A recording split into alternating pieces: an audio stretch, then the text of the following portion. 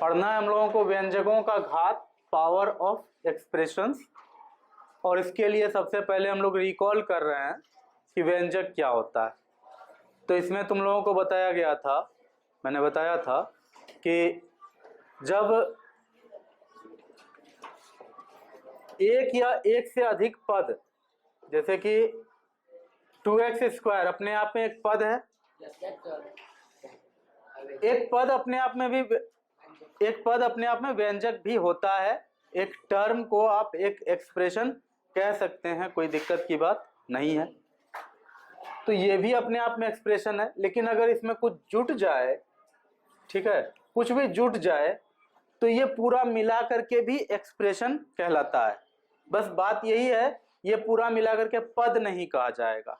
अकेला था तो इसको पद भी कह सकते थे, एक्सप्रेशन भी कह सकते थे, लेकिन इसमें कुछ जुट गया तो अब ये टोटल मिला करके एक्सप्रेशन कहा जाएगा, और ये दोनों अपने आप में अकेले अकेले पद कहलाएगा, टर्म्स कहलाएगा। कोई दिक्कत? और अगर कुछ कांस्टेंट भी इसमें अगर कहीं जुड़ा हुआ है, कुछ भी है, तो भी ये समूचा क्या कहलाएगा? समूचा का समूचा अपने आप में अलजेब्राइक एक्सप्रेशन कहलाएगा। कोई दिक्कत की बात है? इसमें कोई दिक्कत है? तो फिर सवाल ये आता है कि व्यंजक का घात किसको कहेंगे? अगर ये एक्सप्रेशन है तो इस एक्सप्रेशन का पावर किसको कहेंगे? तो इसका एकदम सिंपल सरल डेफिनेशन ये है कि किसी भी अलजेब्राइक एक्सप्रेशन में, किसी भी बीजीय व्यंजक में चर के ऊपर जो सबसे बड़ा घात होता है, चर के ऊपर सबसे बड़ा घात जो कुछ भी होता है, उसी को उस बीजीय व्यंजक का घात कहते हैं। कहने का मतलब यह है, इस पूरे एक्सप्रेशन में चर के रूप में क्या दिख रहा है? दो दिख रहा है। दो क्या है? अचर है। 3 भी अचर है, फिर से 2 है, ये भी अचर है, ठीक है ना। चर क्या है अपना? वेरिएबल क्या है? एक्स है। एक्स अपना वेरिएबल है।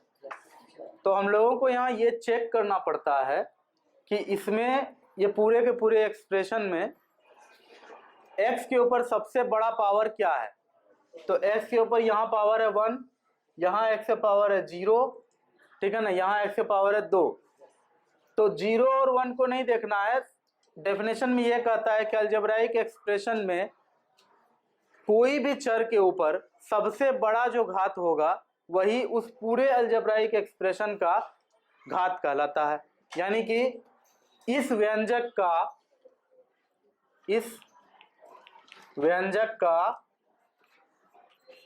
घात बराबर होगा 2। इस व्यंजक का घात क्या होगा? 2 होगा। इतना ही सिंपल है, ये कुछ खास इसमें है नहीं, ठीक है। अगर मान लो कहीं पर रहता कि 4x³ y² z -3x² y² + 7xy, ऐसा कोई अलजेब्राइक एक्सप्रेशन है मान लो। अब इसमें तुमसे पूछ रहे हैं कि बताओ इस अलजेब्राइक एक्सप्रेशन का घात क्या होगा, पावर क्या होगा? 3। तो ये तो x पे ना पावर 3 है, y पे तो 2 है, क्या हो जाएगा तब? तो हमेशा याद रखना, कितना भी तुमको उलझाए, तुमको क्या डेफिनेशन लिखाया गया है कि चर के ऊपर जो हाईएस्ट घात है, तुमसे ये तो नहीं कहा गया कि x के ऊपर या y के ऊपर, चर बोला गया है। चर में कुछ भी हो सकता है, कोई भी चर हो सकता है, ठीक है ना। किसी भी चर के ऊपर जो सबसे बड़ा घात होगा, यानी कि वेरिएबल के ऊपर जो सबसे बड़ा घात होगा, यहाँ x y z तीनों वेरिएबल है, लेकिन हमें काम है उस वेरिएबल से जिसके ऊपर सबसे ज्यादा घात है। सबसे ज्यादा घात x पर है और वो घात 3 है, इसलिए इस व्यंजक का घात होगा 3। इस पूरे व्यंजक का घात क्या हो जाएगा? 3। तो इतना सिंपल है, इसको समझना कोई खास बात नहीं है, ठीक है ना। अगर मान लो कहीं पर ऐसा है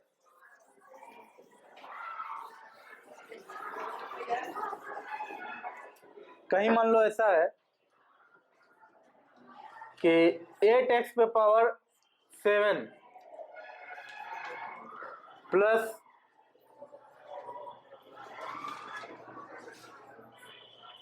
9x पे पावर 6 प्लस 4x क्यूब, कुछ भी इस तरह से लिखा हो। बताओ इसमें घात कितना है, इस व्यंजक का घात कितना है? 7। क्यों 7? तो 8 पे पावर है ना सर। चार कुछ करना, 8 तो करेंगे। ये पावर तो 8 पे चढ़ेगा ना, x पे भी चढ़ेगा। अच्छा तब तो ठीक है, इसका घात तब कितना हो जाएगा? 7। ठीक है चलेगा।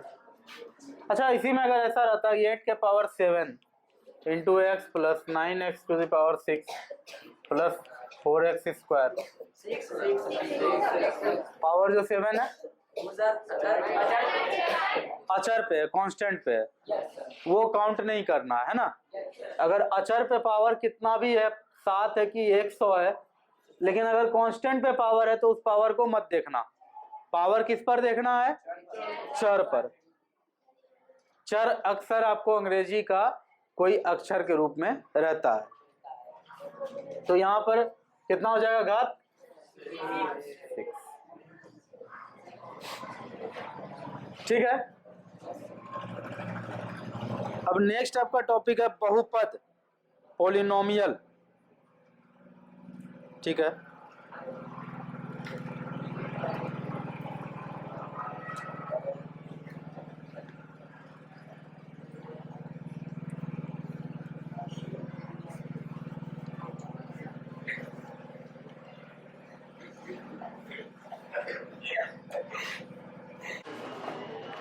बहुपद, पॉलिनोमियल। आप लोग एक वचन बहुवचन पढ़े हैं, है ना? तो कुछ उसी तरह का चीज यहाँ पर है। पद आप लोग जान रहे हैं, पद का मतलब क्या बताए थे कि जिसमें एक ऐसा पद को इंग्लिश में टर्म कहते हैं, और कहते हैं कि जहां कांस्टेंट हो, साथ में कोई वेरिएबल हो, है ना? वेरिएबल पर कुछ पावर भी हो, कुछ भी पावर हो, 1 2 3 4 की जगह हम यहाँ पे एक लिख दिए हैं, एन का लिखेंगे, चलो 4 लिख देते हैं, कुछ भी हो सकता है, 4 लिख दिए हैं। बीच में गुना भी हो, ठीक है ना? तो इसको नाम दिए थे हम लोग पद। क्या नाम दिए थे? पद। बहुपद का मतलब होता है बहुत सारा पद।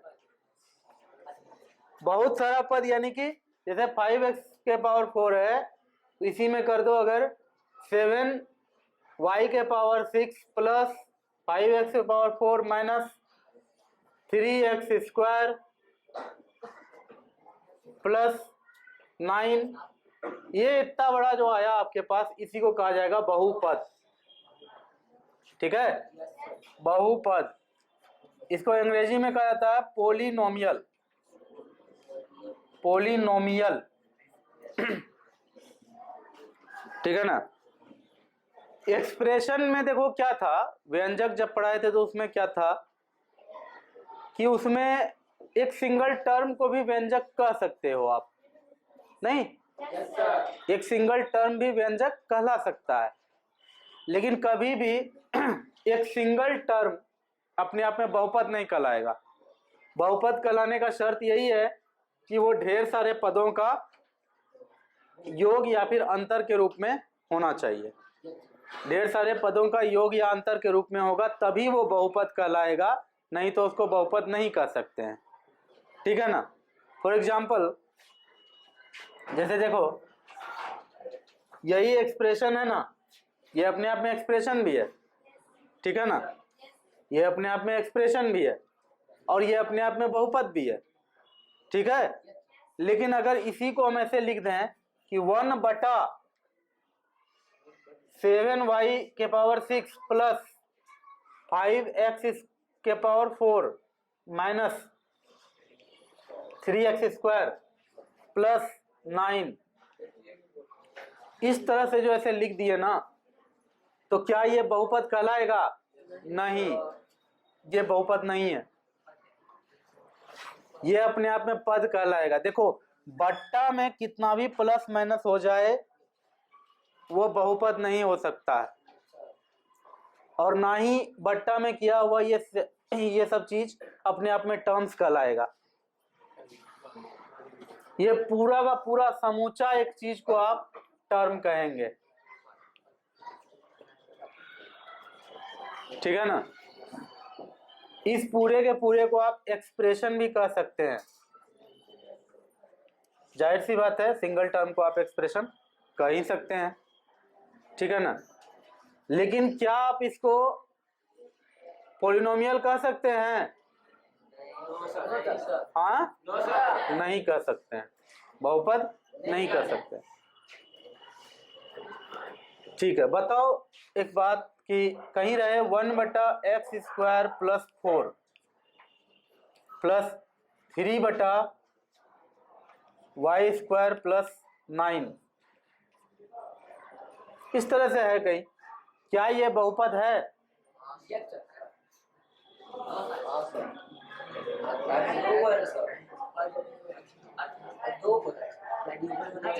तो इसका आंसर होगा हाँ बहुपद है। हाँ बहुपद है। कैसे है? लॉजिक ये है, हमने अभी तुरंत 1 बटा करके प्लस में ढेर सारा चीज लिखा था और कहा था कि ये पद है, इवन इसको एक्सप्रेशन भी कह दिए थे, नहीं? और बहुपद का डेफिनेशन हमने क्या कहा है अभी थोड़ी देर पहले, कि एक से अधिक पदों के योग या अंतर को बहुपद कहते हैं। एक से अधिक पदों के योग या अंतर को बहुपद कहते हैं। सम और difference of more than one terms is called polynomial. एक से अधिक पदों के योग या अंतर को बहुपद कहते हैं। तो क्या ये बहुपद है? हाँ है। ये एक पद है, ये दूसरा पद है, दोनों पद जोड़ करके क्या हो गया? हाँ बहुपद है। कोई दिक्कत? यहां तक दिख रहा है ना? हाँ बहुपद है।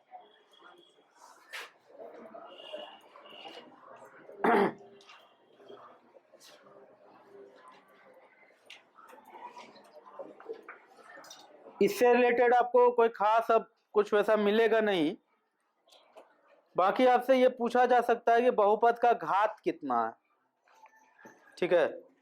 अच्छा, एक और बात पूछा जा सकता है कि क्या बहुपद में पदों की संख्या निश्चित होनी चाहिए? मतलब जैसे कि देखो, हमने डेफिनेशन में ये कह दिया था अभी कि एक से अधिक पदों के योग या अंतर को बहुपद कहते हैं, यही कहा है ना। तो आपसे कोई पूछ सकता है कि ठीक है एक से अधिक कहा गया है ना, हम इनफिनाइट नंबर ऑफ टर्म्स ले लेंगे तो क्या वो बहुपद कहलाएगा? आंसर है नो। अनगिनत नंबर ऑफ टर्म्स की वहां बात नहीं होती है। बहुपद में जो भी पद है वो सीमित होना चाहिए कि 4 है कि 2 है कि 3 है, कितने पद हैं ये बात निश्चित होनी चाहिए। एक बहुपद तभी बहुपद कहलाएगा जब उसमें सारे के सारे पदों की संख्या निश्चित हो। 2 है या 3 है या 4 है कि 40 है कि 40 लाख है, 40 करोड़ है, चाहे जितना भी बड़ा संख्या हो, छोटा से छोटा संख्या हो, संख्या निश्चित होनी चाहिए, है ना। तुमसे कोई पूछेगा बहुपद में पदों की संख्या प्रकृत संख्या होगी या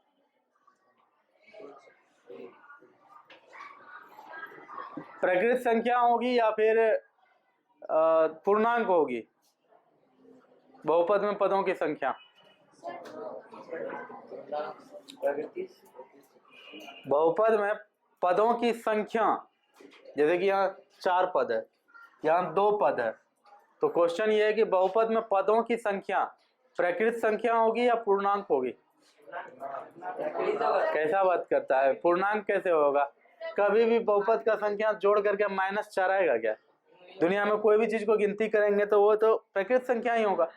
और बहुपद में कितना पद है ये तो गिनती करके ही प्राप्त होगा ना। ये कहीं तुमसे कोई पूछेगा नहीं, ना ही किताब में, बस तुम्हारे कॉमन सेंस टेस्ट के लिए पूछ दिए थे, because common sense is not a common thing. Common sense इतना कॉमन चीज तो है नहीं कि सबके पास हो, इसलिए पूछे, कुछ लोग पास हुए इसमें। कौन का गुना प्रोडक्ट या मल्टीप्लीकेशन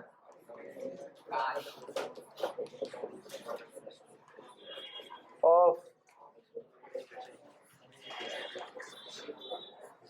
अलजेब्राइक एक्सप्रेशन। कुछ लोग अंग्रेजी को छोड़ देते हैं कि हिंदी अपना मातृभाषा है, हिंदी में लिखना है, अंग्रेजी में तो बोर्ड पर सर ऐसे ही लिखते रहते हैं। क्या ऐसे करते हो क्या कुछ लोग? किसी का ना किसी का कॉपी तो देखे हैं, तभी तो हम कह रहे हैं। तो बीजीय व्यंजकों का गुना, देखो कभी भी दो व्यंजक अगर इस तरह से हो कि पहला मान लो कि 3x² y है, ऐसे तो हो सकता है कोई भी व्यंजक, ठीक है। दूसरा है 5x³ y², ऐसे करके दो व्यंजक है और दोनों को गुना करना है। तो ये गुना करना बहुत इजी हो जाता है, बहुत इजी काम है इन दोनों को गुना करना, ठीक है ना। अगर दोनों को गुना करना है तो ठीक है, इसको a मान लेते हैं, इसको b मान लेते हैं। तो a गुना b, दोनों को गुना करना है, मतलब क्या, a और b को आपस में गुना कर देना, बराबर क्या हो जाएगा 3x² इंटू वाई गुना 5x³ इंटू y²। और इसमें सीधा बात है, कांस्टेंट गुना कांस्टेंट, 5 तिया 15 पहले दिख रहा है, पहले इसको साइड में लिख लिए। और कोशिश ये करना है कि शुरू में हर चीज को ब्रैकेट में ही आप लें, ब्रैकेट में डालने का आदत कभी मत छोड़ना। तो 5 तिया 15 हो गया। अब क्या है, आप सीधे करो क्या, x² गुना x³ कर लो, एक जगह करो, एक लाइक टर्म्स को एक जगह कर लो। हालांकि ये टर्म्स नहीं है, टर्म के अंदर का वेरिएबल है, तो लाइक वेरिएबल को, एक जैसा चर को एक जगह लिखो, है ना। जैसे y और y² को एक जगह करते हैं, क्या हो जाएगा तब 15 गुना x² गुना x³, क्या हो जाएगा तब, क्या हो जाएगा 5। y गुना y² क्या हो जाएगा, पावर जुट जाता है ना। 7th में पढ़े हो ना कि अगर बेस सेम हो, पावर अलग अलग हो, तो गुना होने पर क्या होता है, बेस को तो वहीं पे वैसे ही लिखेंगे, x गुना x² गुना x³ है तो पहले तो नीचे x लिख लेंगे, उसके बाद ऊपर में 2 + 3 कर लेंगे, 5 हो जाएगा। यहाँ 1 + 2 कर लेंगे, 3 हो जाएगा। फाइनल हम लोग इसको थोड़ा सा ये मल्टीप्लिकेशन का साइन हटा करके लिख देते हैं। तुम ऐसे भी लिखोगे तो गलत नहीं कह सकता है कोई भी, फिर भी अच्छा लगता है ऐसे कि क्वेश्चन तुमको जैसे दिया है उसी के भाषा में आप उसको आंसर दे दें। तो इस तरह से आप मल्टीप्लाई करते हैं, ठीक है ना। तो बीजीय व्यंजक का गुना, अलजेब्राइक एक्सप्रेशन का मल्टीप्लिकेशन कोई खास अपने आप में कोई नया चीज नहीं है, जो गुना पहले से करते आ रहे हैं वैसा ही अभी आगे भी आपको करना है, ठीक है। कहानी में थोड़ा सा ट्विस्ट आता है तब जब अपने पास क्या होता है कि प्लस माइनस वाली बात आ जाती है। अब जैसे देखो,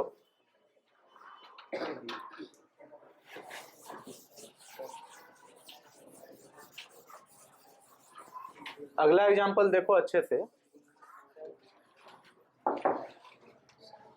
कहीं मान लो कि दो एक्सप्रेशन है, पहला एक्सप्रेशन है a = 2x² plus 4y² plus 3, और b है अपने पास 3z, ठीक है ना। इस तरह से है, ये 3 हमने दे दिया है, हो सकता है 2 ही रहे, हो सकता है कुछ भी रहे, तो आप इसको ऐसे a गुना b करिएगा या फिर b गुना a करिएगा, बात एक ही होगा। ठीक है, ठीक है ना। तो हम लोग यहाँ पर a गुना b करते हैं। अरे भैया 4 गुना 3 करोगे तो भी 12 आएगा, 3 गुना 4 करोगे तो भी 12 आएगा। तो क्वेश्चन में तुमसे अगर कभी दे दे, इस तरह से बोल दे b गुना a, तो कोई दिक्कत नहीं है, b गुना a निकाल देंगे। बोल देगा a गुना b, तो a गुना b निकाल देंगे। मतलब घबराने की कहीं कोई बात नहीं है।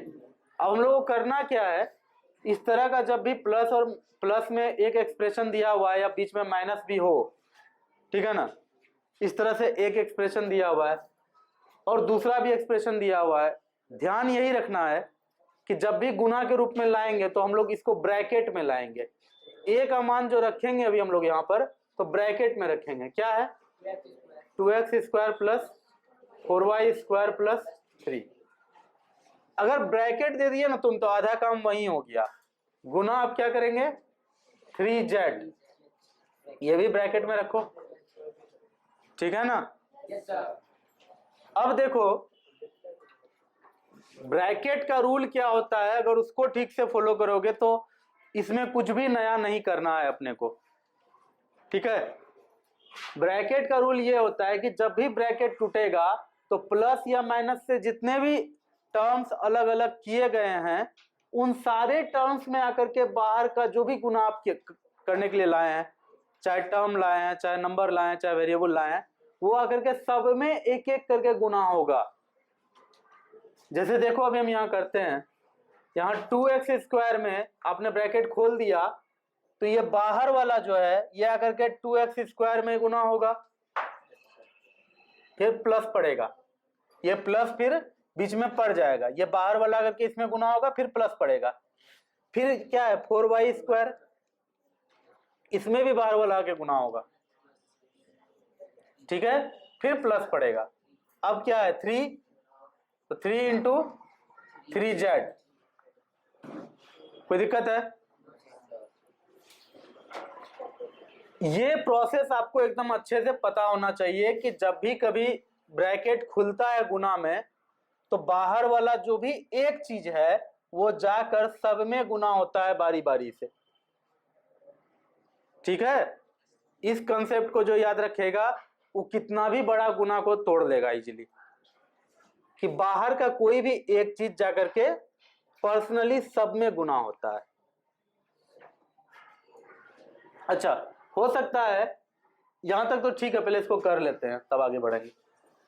2x स्क्वायर इंटू 3z, तो 2 इंटू 3 पहले कर लेंगे, क्या होगा 6। यहां क्या लिखेंगे इसको, x स्क्वायर गुना z प्लस 4 तिया 12 y स्क्वायर z प्लस 3 तिया 9 z। आ गया अपने पास ये। अच्छा, कभी अगर ऐसा रहता कि b गुना a, मतलब b गुना a कहने का सेंस यहाँ ये है कि ऐसा होता कि 3z ही पहले होता, ठीक है ना, और 2x square plus 4y square plus 3 ये बाद में होता। पहले यही हो जाता और बाद में अपने पास ये होता। अगर मान लो कि ऐसा होता, माना तो जा ही सकता है ना। एक बार जैसे हम लोग ये देख लिए हैं तो ठीक है, समझ में आ रहा है बात, कि कभी तुम्हारे पास ऐसा भी सिचुएशन आएगा कि छोटा वाला टर्म बाहर होगा, बड़ा वाला टर्म अंदर होगा। हालांकि इसको भी ब्रैकेट में ही देते हैं, बीच में गुना का भी साइन देते हैं। ना भी रहे, ऐसा ना भी रहे, ठीक है, ऐसा भी रहे, दिक्कत की कोई बात नहीं है, क्योंकि ये एक टर्म है। अगर यही प्लस में होता तो फिर ब्रैकेट देना बहुत जरूरी था। एक टर्म है, आपने ऐसे लिख दिया, दूसरा लेकिन ब्रैकेट में दिया। देखो प्लस या माइनस का कहीं भी झोल झाल है तो ब्रैकेट को यूज करना मत भूलना, बहुत ध्यान से ब्रैकेट का यूज करना। यही एक गलती के कारण स्टूडेंट आगे बड़ा बड़ा एग्जाम में फेल करता है। सब कुछ जानने के बाद भी बहुत सारे अच्छे स्टूडेंट्स को देखे हैं जाकर के अच्छे परीक्षाओं में, क्लास 12th के बाद होता है ढेर सारा परीक्षा, ये आदत नहीं होने के कारण बहुत गलती करके आता है। ये आदत आज से डालिए, कहीं भी प्लस माइनस दिखता है आप ब्रैकेट का यूज बहुत सावधानी से करना शुरू कर दीजिए। क्या हो जाएगा तब यहाँ 3z इंटू 2x² बारी बारी से सब में गुना होगा।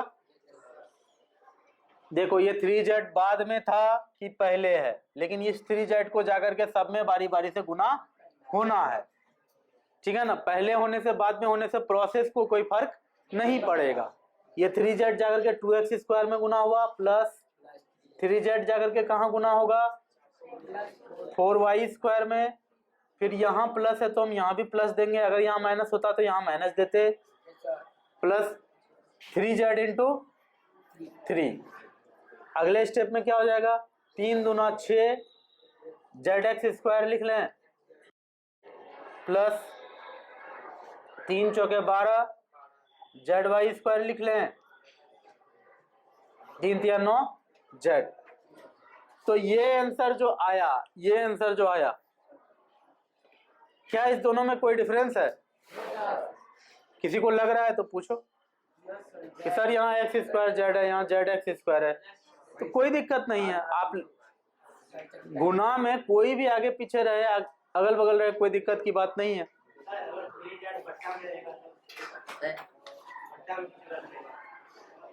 अभी देखो, अभी बट्टा में जो बात कर रहे हो कि इसमें भागा लग जाएगा 3z, यही बोल रहे हो।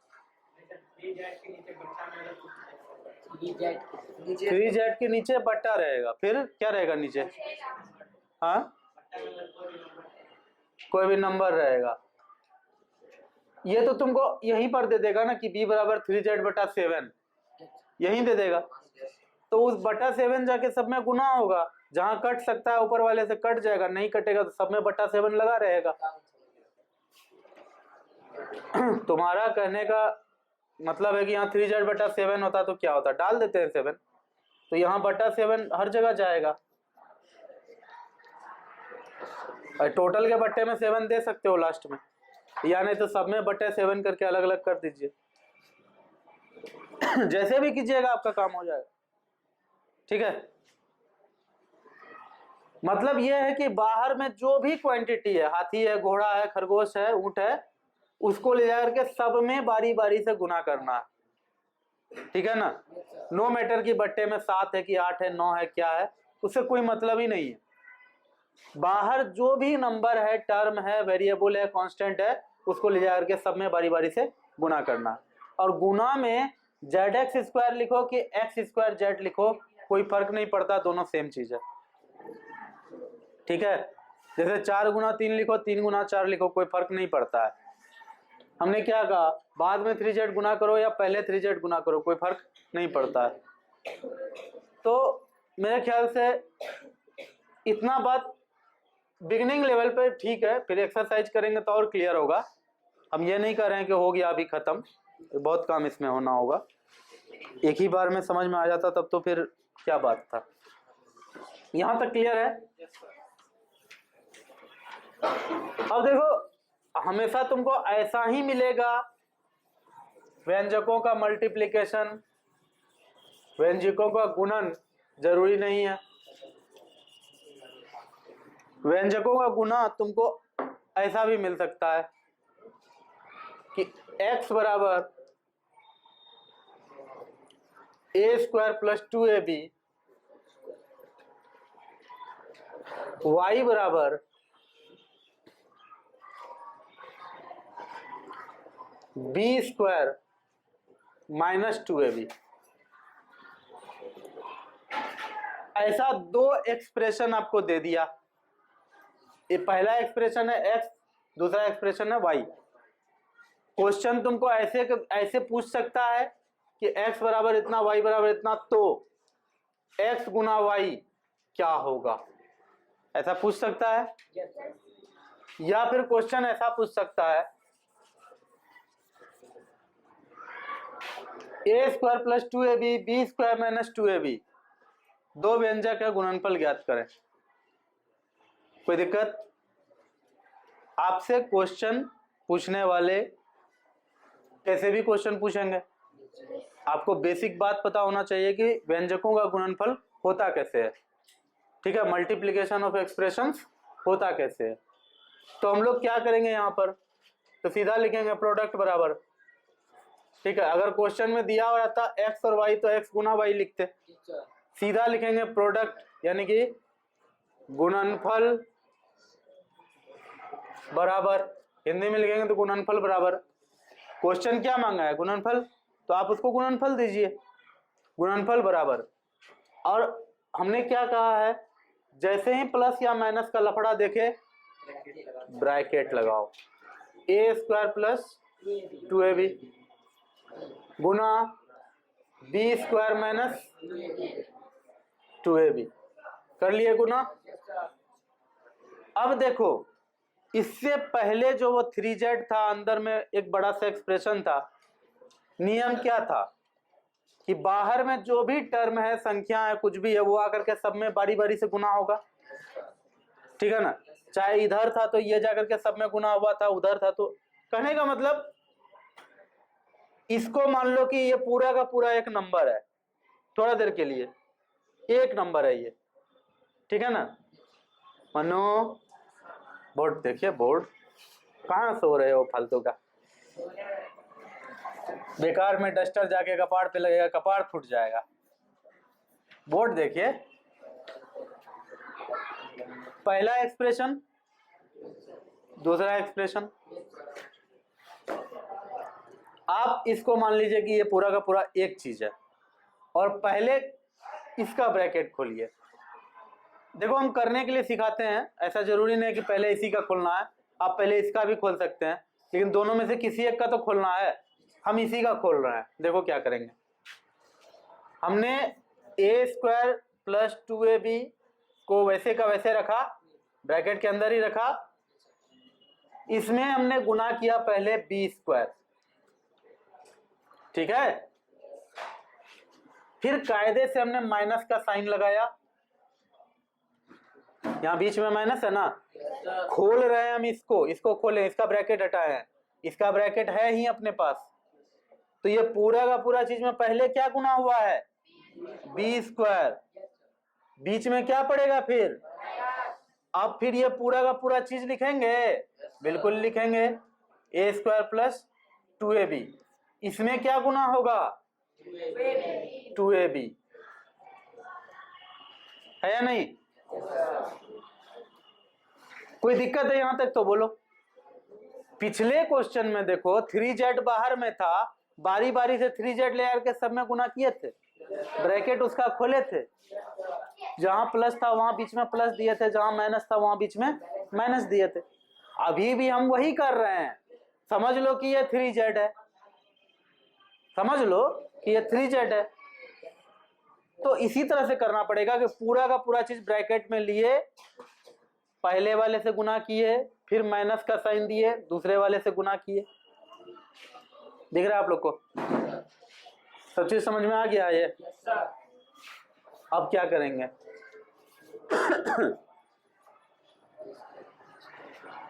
अब देखो इसका ब्रैकेट तो खुल गया, ये बी स्क्वायर आके इसमें गुना हुआ है, 2ab आके इसमें गुना हुआ है, ये बी स्क्वायर एक चीज है। अब इसका ब्रैकेट खोलो, यही तरीका है ये। अब क्या करोगे, इससे इसका ब्रैकेट खोलोगे, खोलिए, ए स्क्वायर में क्या होगा, अब आकर के एक बार क्या गुना होगा, बी स्क्वायर, फिर लिखेंगे बीच में क्या प्लस, फिर 2ab लिखेंगे, फिर इसमें क्या गुना होगा करके बी स्क्वायर, फिर बीच में माइनस है। यहां थोड़ा सा यहां पर सावधानी बरतना है।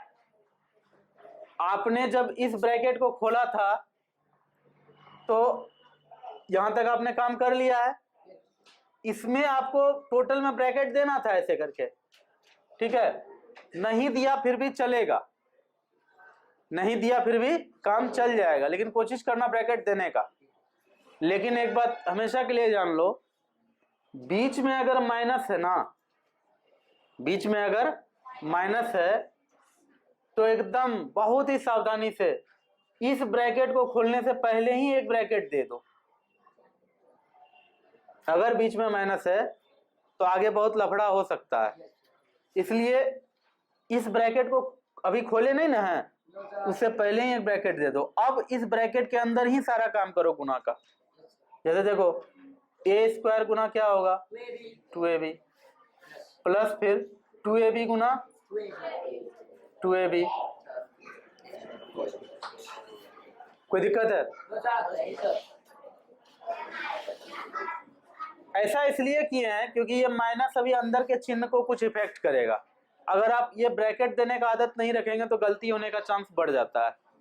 इसलिए हमेशा याद रखना, लाएंगे कैसे ब्रैकेट में, गुना करेंगे कैसे तो ब्रैकेट तोड़ करके एक ब्रैकेट में बनाए रखेंगे, एक ब्रैकेट का सिलसिला, है ना।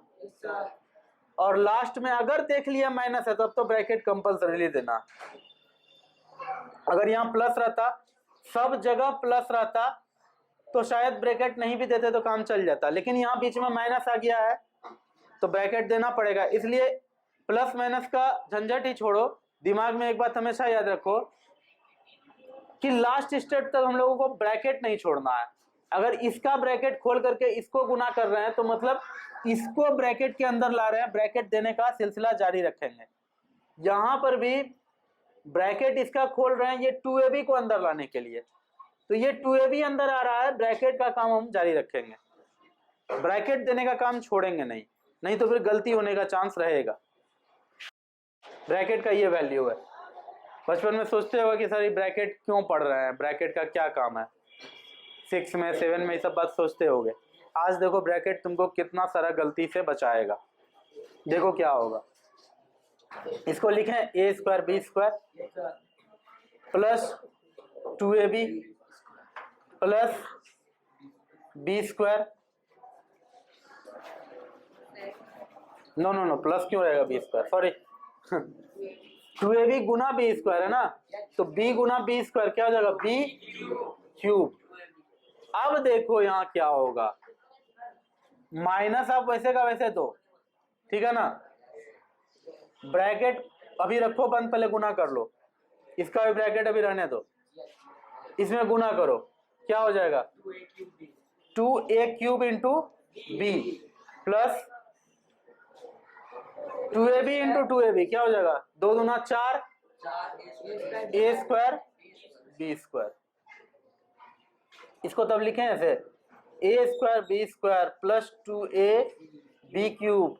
अब ये माइनस हम लोग यहाँ ब्रैकेट खोलेंगे, ब्रैकेट खोलेंगे तो जानते हो यहाँ क्या है, यहाँ -1 है और ये -1 दोनों से गुना होगा, इससे भी गुना होगा और इससे भी गुना होगा। तो जैसे ही ब्रैकेट खोलेंगे तो ये -1 जाकर के किससे गुना हुआ, इससे गुना हुआ, क्या हो जाएगा यहाँ -1 into 2a cube b, -1 into 2a cube b, तो -2a क्यूब b, फिर -1 into plus 4a square b square.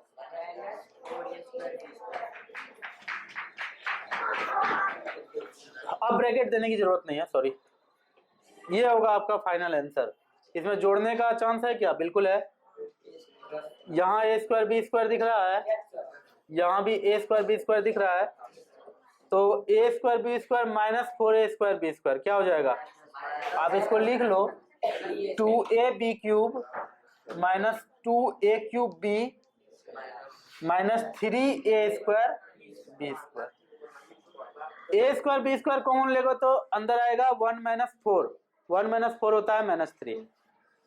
अब बोलोगे सर इतना ब्रैकेट को क्यों ढोए थे, देखो अगर ब्रैकेट नहीं ढोते तो गलती होने का क्या क्या चांस था बता देते हैं।